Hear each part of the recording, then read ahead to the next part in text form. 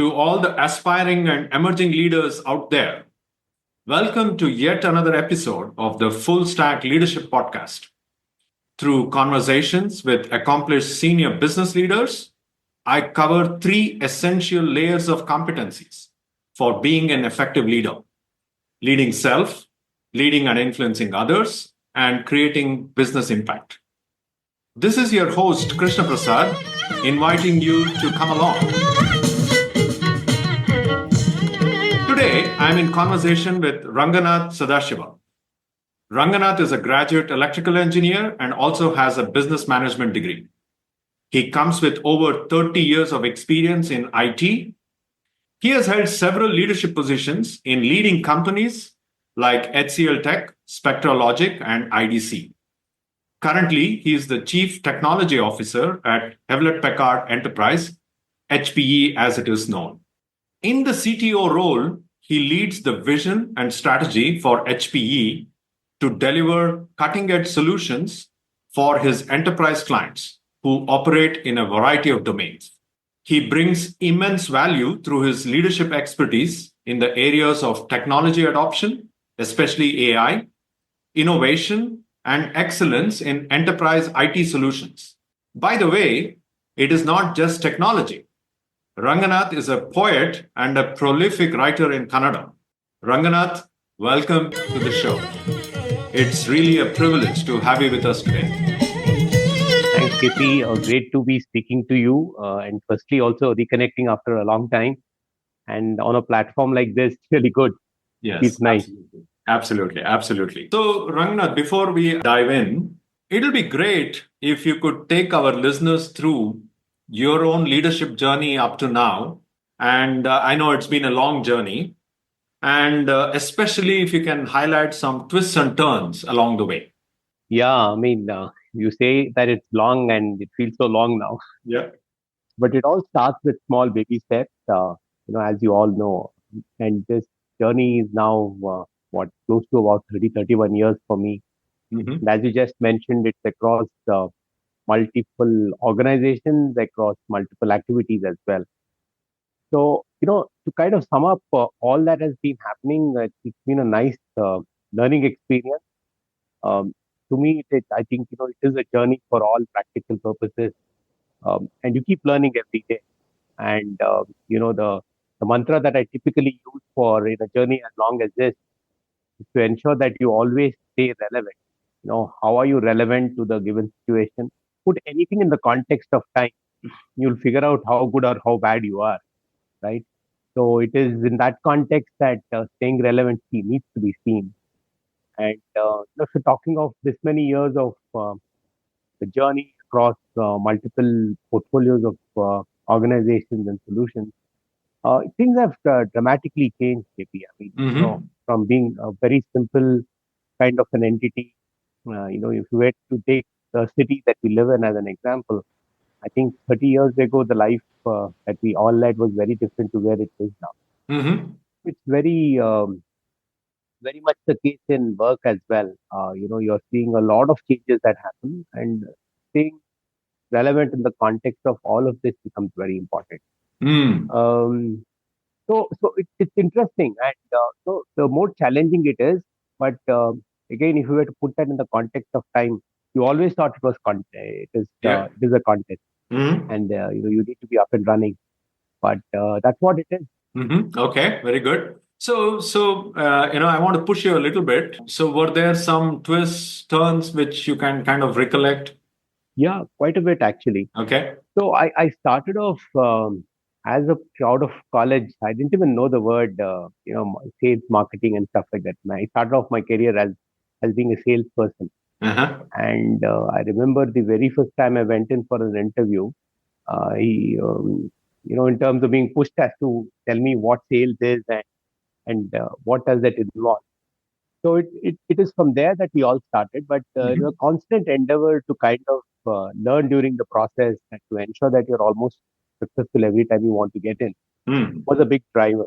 So in that context, started off that career there. So I then moved into a large Indian company, public company called HCL.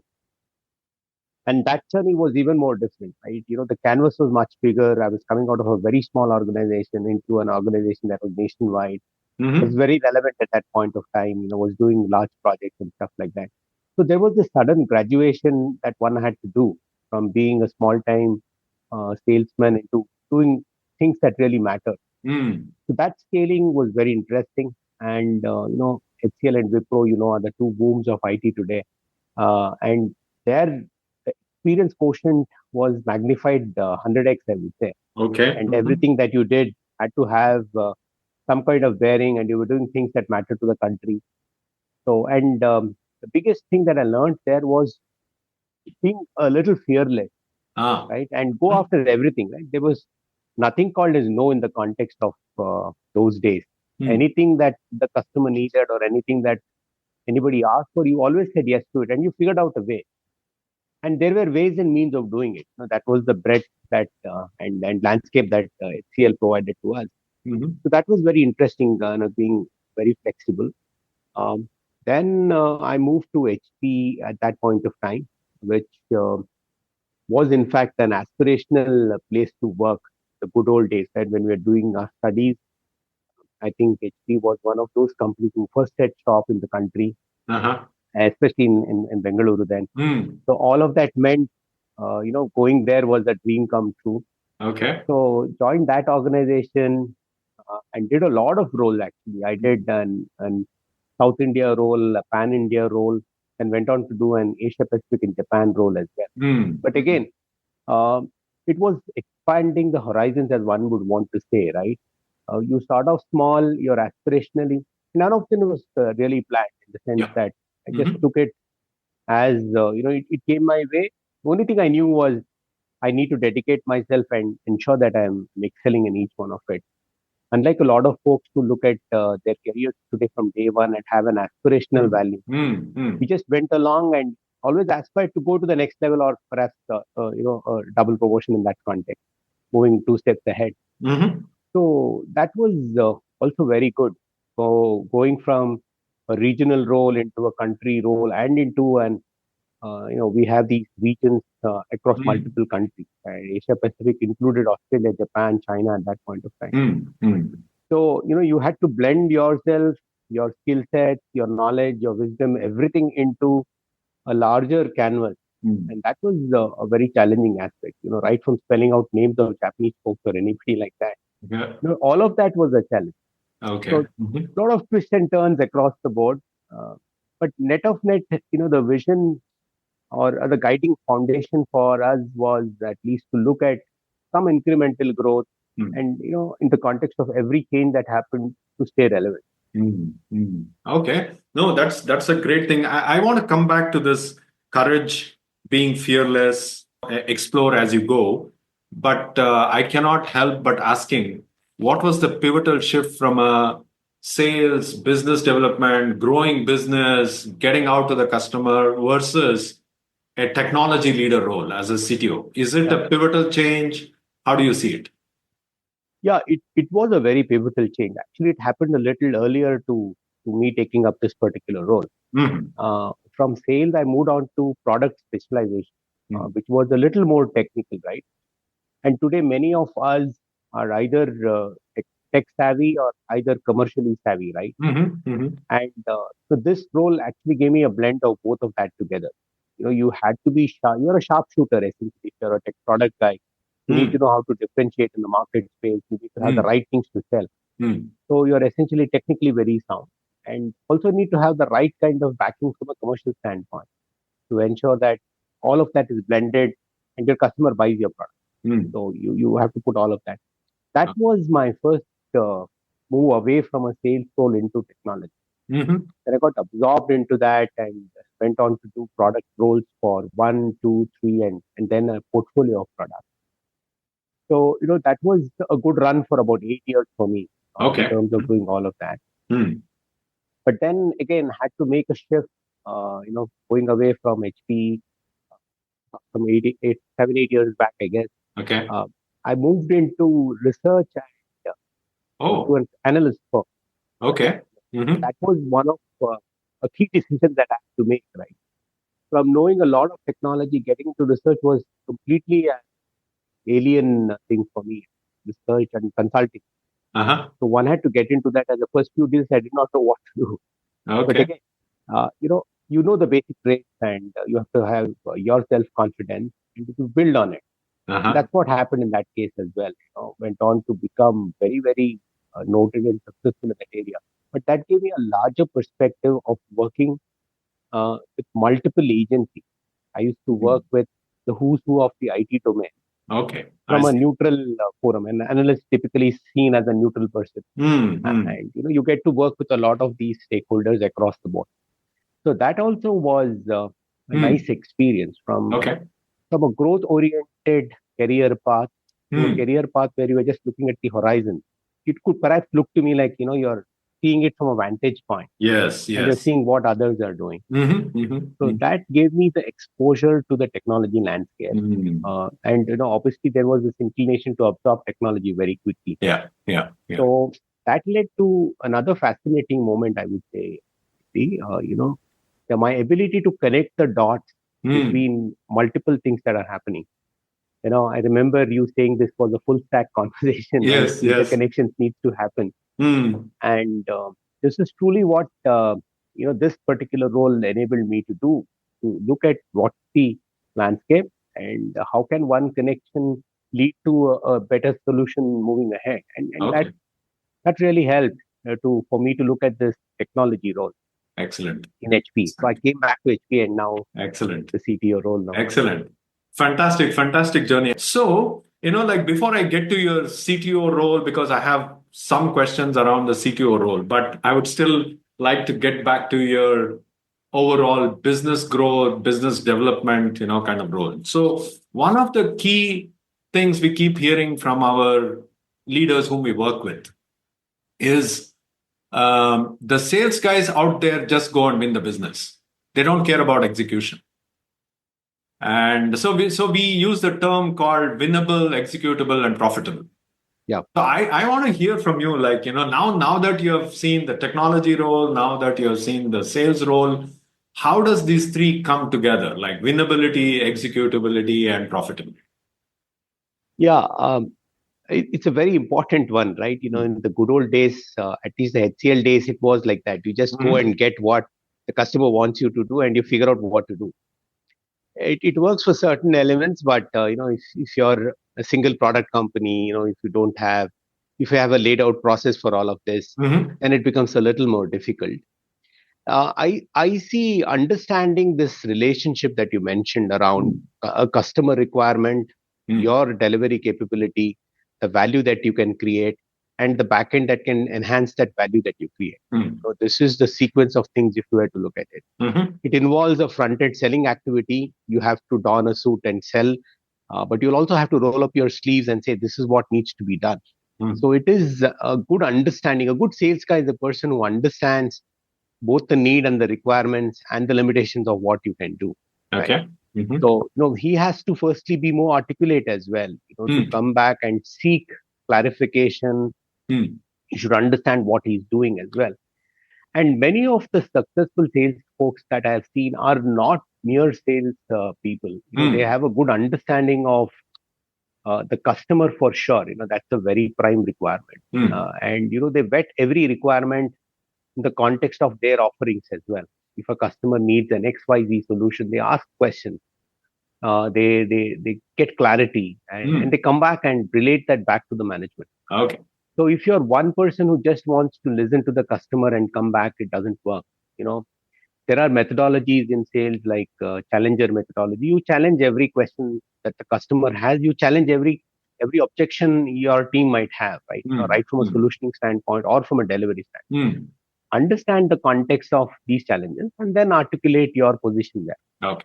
I think that's the way to do it. And many a times people believe sales is sales. They just have to impress a customer and get a deal. Okay. It's not so. It's an end-to-end process. And a successful sales guy is one who basically makes himself relevant to the customer and the customer problem. Excellent. I think it was a 2-minute sales masterclass even for me. True. All right.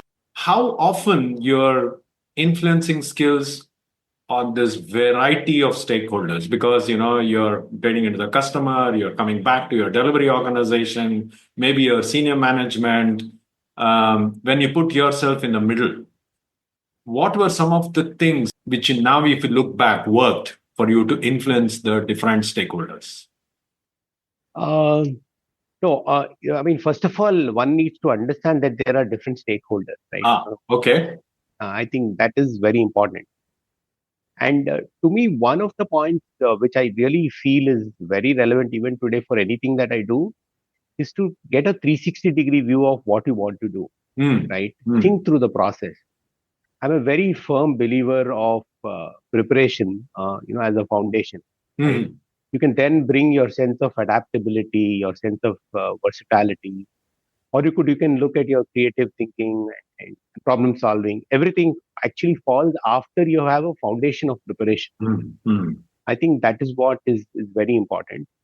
And when you're working in teams with folks, I think articulation of what needs to be done, roles, responsibilities, and speaking through the process. You can't work in a silo. You will have to work in a team, and you have to take the team alongside. And early communication really helps, right? Many of us kind of wait till the last minute, right, till the purchase order reaches you, and then you feel you will then surprise everyone. Okay. In today's business matrices, I don't think surprises are welcome today. You need to forecast everything, and you need to be clinical in the way you have an approach to meet your customer. What are you going to say? What are the next steps? All of those things are very, very important for somebody to build up a real harmonized, synchronized kind of an effort. Okay. Leading to success. Yeah. Excellent. Excellent. So, I mean, one thing which this is clearly a knowledge nugget for our listeners.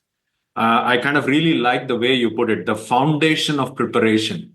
Even though there is adaptability, agility, doesn't mean you just go and, open chest and say, okay, now I'll just deal with it as things come. That may not work, is what you're clearly saying. Yeah, true. Also, if you were to look at it from your own customer today, right? He doesn't walk into you or just doesn't give you a call saying, come for a coffee and we'll discuss about our next orders. He's done his basic preparatory work. If he's making a call to you, I think he's done his homework in terms of figuring out what he wants from you. So firstly, if you have to be credible in front of him, you need to be prepared. You need to kind of understand what is he thinking and why is he calling me. There is that cause and action that one needs to look at. Yeah. So don't take anybody for granted. Everyone comes prepared that way. So if you go that, you could have worked 20 years ago, 30 years ago, you could have been very creative to do. People had the time, energy, and to do all of those things, but not today. Very clear deliverables are requested. Even though he might offer you a coffee, before the coffee gets cold, he wants an answer. So that's what it is. Okay. One more knowledge nugget. Before the coffee gets cold, get your answer. Okay. Excellent. Yeah. Excellent. So, Ranganath, I want to come back to your leadership courage, being fearless, and so on. So today, when we talk to, some of our own leadership, program participants, when we start interacting with leaders, even fairly at senior levels, there is this hesitation. Can I make this decision? Will I fail? Who will back me up and so on. So from your own experience, I know you use the word fearless. And I'm sure when you are going and sitting in front of the customer, maybe you are in that moment, you're giving commitments, and it needs courage, and so on. So can you take our listeners through that? Okay, what exactly is this courage and how do you overcome fear? See, there is typically we start approaching this with a fact called fear of failure. Right? I think that's a negative connotation. We should start with the will to succeed rather than saying fear of failure. I mean, both are corollaries in the context of an outcome that way. But will to succeed looks more positive. You want to succeed, and then if failure happens, you learn from that. But again, courage is also very data driven today, right? If you have your calculations, say for instance, if you're getting into a project commitment deadline, you can work out your numbers well in advance, and the customer also would have done that, or the circumstances would demand you to think like that. So if you have data driven to a great extent, I think you can be courageous and you can commit a lot of things, which will look very dashing, especially if you're a front ender. You say, here is what it is, and you go ahead. But that all has a backing. If Okay. you just do it with plucking from the midair, I think Yeah. it wouldn't work. Okay. Those will not work. That's not courageous. That is foolish. Okay. So courage has to be backed with a sense of ability to predict based on data. Mm-hmm. So if you're prepared, I think you can go ahead. People say discipline is freedom. So in that Mm. context, if you have the discipline to understand what you're getting into, what needs to be done, Yeah. what is the pressure points of your customers, Mm. you'll be able to make some very bold decisions, right? Okay. And that Mm-hmm. might look courageous there, which might also give you a little bit of a good feel, but it essentially has to be data driven. Yeah. Yeah. Oh, no, I think that's good. So you keep coming back to preparation, data-driven thinking, etc. How much of it is preparing with your own team, with your own management, and so on, so that you prepare them and say, "Hey, I'm going to this, I don't know, high stakes, customer meeting, and can I, make sure that you're backing me up? Is it an explicit conversation? Is it implied? What is your experience?" Uh, no, I believe in a concept called as pre-wiring, JP. Pre-wiring. Pre-wiring, which is Okay. to say, look, I'm getting into this situation. This could be a possibility, and I give people a heads up on that. Uh-huh. It could be a corridor talk as well. Okay. No, I could have, like I pre-wired my wife saying, no, I'm going to have a conversation here. Don't, the music should be a little lower. Okay. It may not happen. She would consciously not do it or whatever. But, Sure. the ability to have that conversation, pre-wiring really helps because people then know what it is. As I said, no one likes surprises today. Surprises. Okay. And today, even the system doesn't allow a lot of folks into, that kind of an ad hoc program. Mhm. It's progressing on a process map or a relationship map or whichever it is. Mm. But telling people and saying that I'm getting into this situation, I might need your help is always a good thing to do. Mm. Then they are also prepared to help you. Mm. Somebody might say, okay, look, here is what I've taken additional approval to help you in this. Yeah. The Mhm. project deadline, I can give you some more resources for you to Mm. do the project. Mm. Mm. So that's how you need to handle that, I guess. Okay. And Mhm. it's that connected ecosystem, KP. And today, I don't think there is machoism that anybody can demonstrate. Exactly. All Mhm. you can do is perhaps look at a thing differently than the others, and that's your ability that will really help. Sure. Sure. Okay. No, I think that's excellent. So no leader likes surprises. No, probably no company likes surprises, even though Yeah. it's a pleasant surprise, I guess. Yes, yes. Right. Both ways, Both both ways, ways. right? If somebody is held up for an inventory piling up or somebody for a project delay, nobody likes that at all. Nobody likes it. Yeah. And unless it's your birthday party or something like that, the Yeah. small things can happen. But in business, it Okay. Yeah, no. So that brings me to another question. Again, it's a very common thing which a lot of people who deal with customers, even project delivery, yeah, execution, leaders, etc., when they have bad news to tell the customer, even during project, execution, yeah, things go south sometimes for whatever reason, right? And many leaders, somehow struggle to come up with a clear message, and they try to sugarcoat and go yeah, around. yeah. So what's your kind of view on that, and how do you again come back with the leadership courage and overcome fear? No, I mean, again, you need to be as upright as possible. Okay. I'm also, again, one of a very biased opinion, but all irate customers are good customers. So Okay. if somebody is really coming back and telling you you're wrong, you're right, I think he cares for you. Hmm. These customers Hmm. are good guys rather than somebody else who will just pull the rug under your feet, right? They're Hmm. much better customers. Hmm. Hmm. So keeping the customer involved in every attribute, every aspect is, and today in a connected world, the customer also knows. If you say that you're going to deliver a project in 4 days and you pick up an order, he knows practically that's not possible. Not possible. And in the Indian context, you see many of the people who are in the leadership management roles are fairly rounded characters. Hmm. To some extent, I think each one is overqualified for their role. They understand more and more. If you're going to a purchase guy, he might ask how many cores in a CPU, right? What's that got to do with purchasing? But Yeah. that's what it is. So Okay. you can't play a fast one. I think if you're thinking on those lines, it's not appropriate. Better is Mm. to keep the customer informed in all of that, so that he also understands what is the flow that he has to cater to and manages his own timeline, right? And and as I said, customers, today you don't have a you should manage all of your customers and keep them within your grasp. Mm.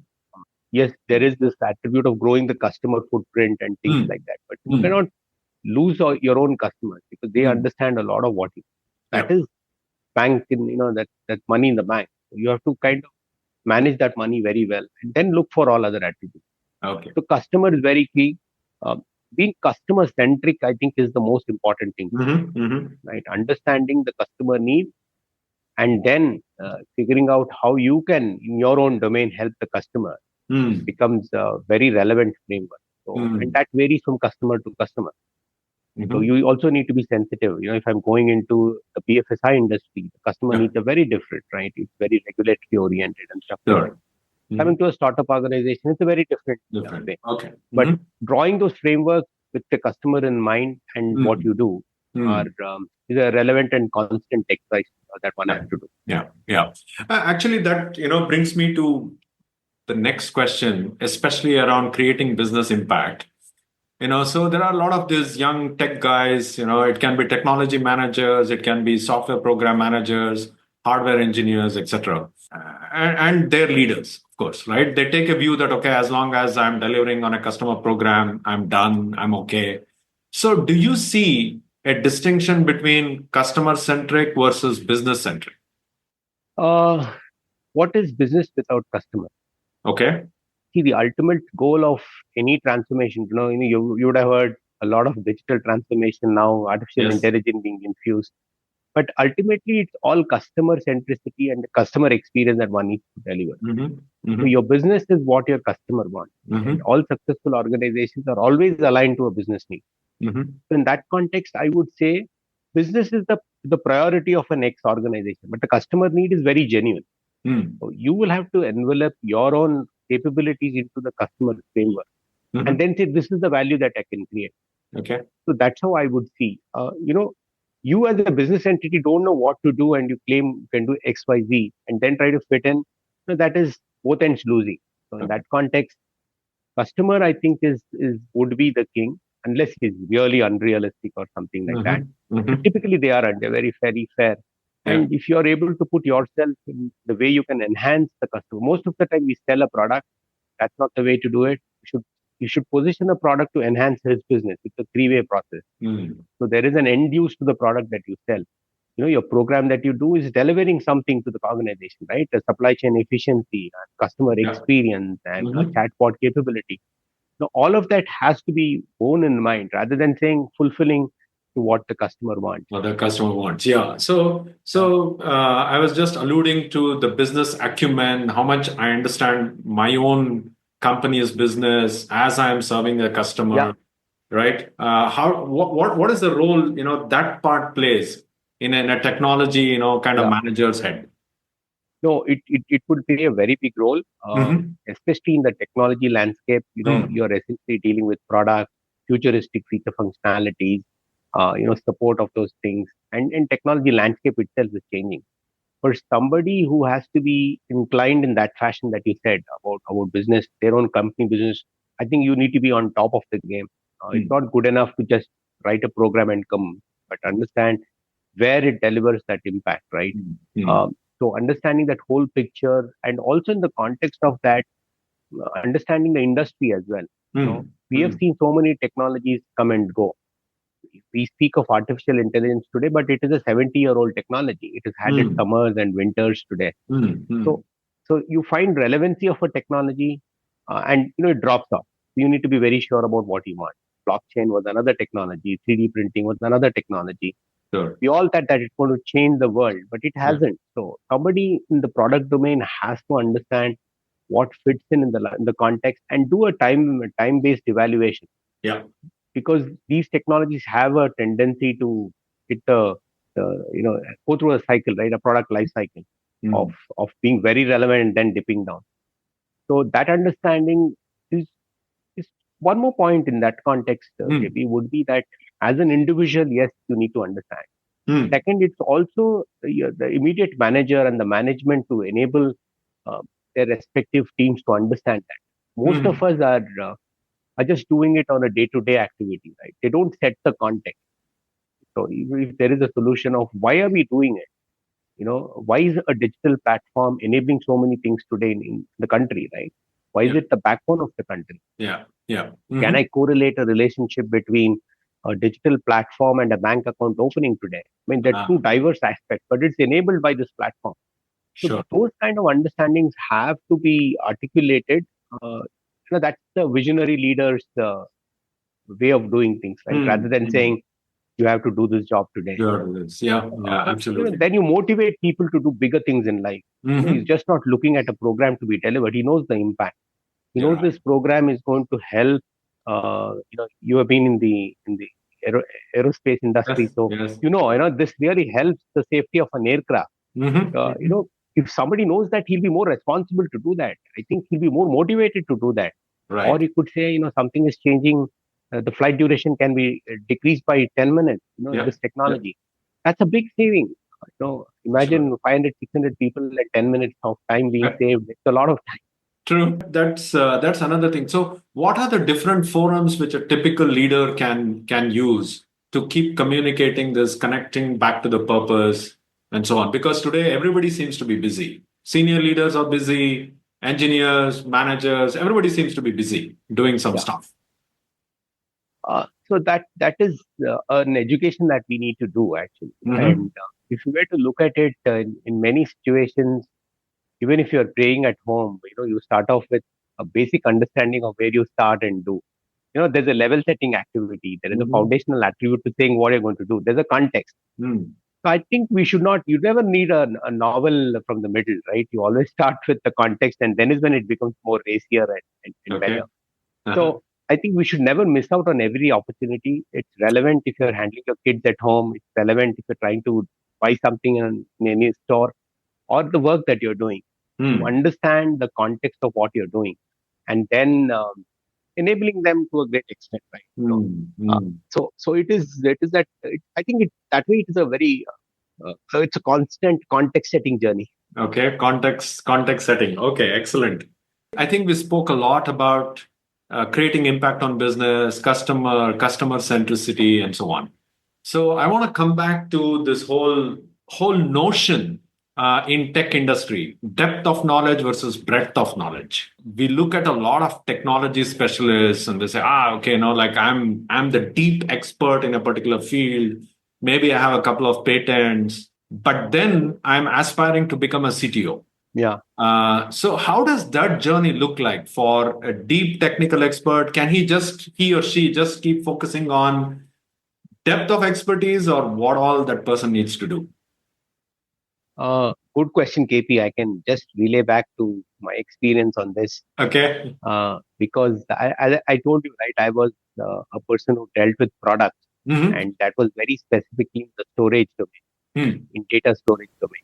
And even there are a lot of attributes, whether it is block storage, file storage, object storage, and stuff like that. Yeah. So I started off with just handling the file storage part of it, and I thought I was doing a very good job. Only then I realized that the bets are much bigger, and I Uh-huh. had to kind of move there. And if at that point I thought I knew everything about storage, I moved to this IDC role where I realized the things were very different. People were Mhm. talking of a blockchain, people were talking of high performance computing, people were talking of artificial intelligence. Um, so in all of that, my realization was to set your deep technology inroads into 4 or 5 technology areas which are your best, right? Uh-huh. Now you'll be guided there. People will say these are the top 10 technologies for this quarter, or top 10 technologies for the year or for the decade and stuff like that. Hmm. But I think you will have to set your shop and say, these are the 4 areas that of great interest to me. I think I can learn a lot, and set your what do you call your anchor points around it. Hmm. Uh, but from there on, you should start looking at your ecosystem, right? If this technology is an anchor technology, what are the other attributes that you need? If you take all technologies, it's very intertwined, interconnected, and ultimately it is giving an end result. So your ability to weave that mesh around yourself like a spider does. You have to weave your mesh and figure out what are the additional attributes. They're having a spider-like, thin, malleable, ductile kind of knowledge is okay, but you should be foundationally very sure of what at least 4 or 5 technologies today, and that keeps changing. The constant learn unlearn process that we are all getting into. But you just can't be very superficial, I guess, um, because then you'll fall. You can still manage if you're in the front end of things and have the right backing at the back end. Yeah. But for yourself to be more confident, be a leader, Sure. take things forward, I think you will need to have your bet. Okay. Constantly changing bet. Sure. Okay. So one of the constant, things that many of the tech focus really, depth of technology and so on, they come back and say they're very uncomfortable speaking to a non-tech leader, whether it is a business leader, business unit leader, whether it is a sales and marketing person, even HR. They say, hey, I can't explain technology to them because they don't understand. But still, I need to have a conversation. So what were some of the things which maybe you used to make sure that the person on the other side is able to at least understand what you're telling about a technology? Yeah, I mean, one needs to ensure that he communicates, right? You always communicate with the child when the child doesn't know anything, and the child grows up to become big. So you can't then, as a parent, say, I'm unable to communicate with the child, right? Okay. So it's almost like that. So the problem lies with the parent only then. Your ability to communicate is something that you will have to figure out ways and means. What have I done? I've typically used parallels for communication, like the parallel that I gave you, right? It looks very compelling when I say, how will you teach a kid? That's how you have to teach somebody who's non-educated on the tech front. You can't let them away, right? Yeah. So those kind of parallels is what has really helped me to kind of draw similar parallels and tell them, look, this is how the technology works, and making it very simple. Simple Is also another attribute, as simple as possible. Okay. Ultimately, you need to understand the headline of it, and then you can go deeper into it. Many a times we try and talk about the complexities of programming rather than saying what you're trying to do and how you can, what you're trying to do. Okay. So I think it is slightly difficult. It's more a perception battle that one needs to look at. Why should you look for similar? Then you're not conversing, right? You're essentially just transmitting. The conversation is where you make it appealing for that XY guy in his own language and stuff like that. Okay. So that people have to work on it. If they just say they're not unable to do that, I think it's their problem. Work on it. I think that's a powerful message what you gave. And how much of your storytelling skills have helped you? Oh yeah, I mean that is a big requirement today. I would big requirement. Big requirement. Your ability to articulate what you want to say. And I've seen many folks who are very good. I mean, they're much better than what I think I'm able to do. But their ability to communicate is somewhat lacks for them. And communication is very easy. I mean, that was the first thing humans learned. So I don't think we should forget that, right? Our ability to communicate can happen across the senses, with wisdom, with knowledge, with technology. Sure. There's so many feature functionalities that are available with us to communicate. Yeah. But you have to make up your mind again. But in the context of today's world and emerging world, I think without communication, you are running a 100-meter race, 50 meters behind.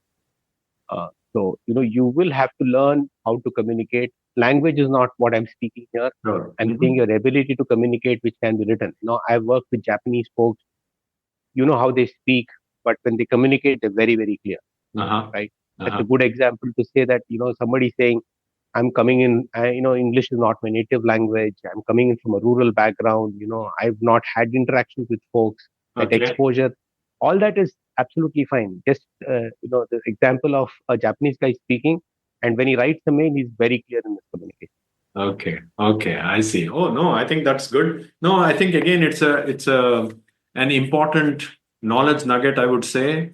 Whether you're good at telling story, but communication is important. Yeah. And it's not like transmission. It is really conversation, communication. Correct. Right? Correct. Correct. Yeah. Correct. Yeah. And the onus is on you Yeah. and not maybe the other, right? Yeah. All right. It can't be. In many It of can't these be. self-built activities, it's also again a very foundational attribute, right? If you look towards yourself, it's a controllable attribute. You can do things. If it is external, there is a factor to it. Yeah. Yeah. So, and many times you can change the world. Okay, that's good. That's good. I think as we come towards the end of our kind of episode, one question is what are some of your favorite go-to places for learning? Because I know you're kind of trying to absorb a lot of tech and business information, etc. Any favorite go-to places? So I'm fairly high on social media now, Mm-hmm. and use the typical X platforms or Instagram and other. I do follow a lot of these so-called perception builders, technology leaders, and Uh-huh. those of those guys.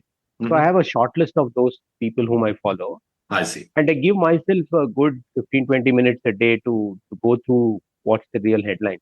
In Hmm. the wake of artificial intelligence, even that's not enough. I think I need more time than that. That's right. But Yeah. that's my go-to place. Digital technologies in general, if you were to look at it, Mm-hmm. and in particular, if there is a recommendation to read some of the content I do. Hmm.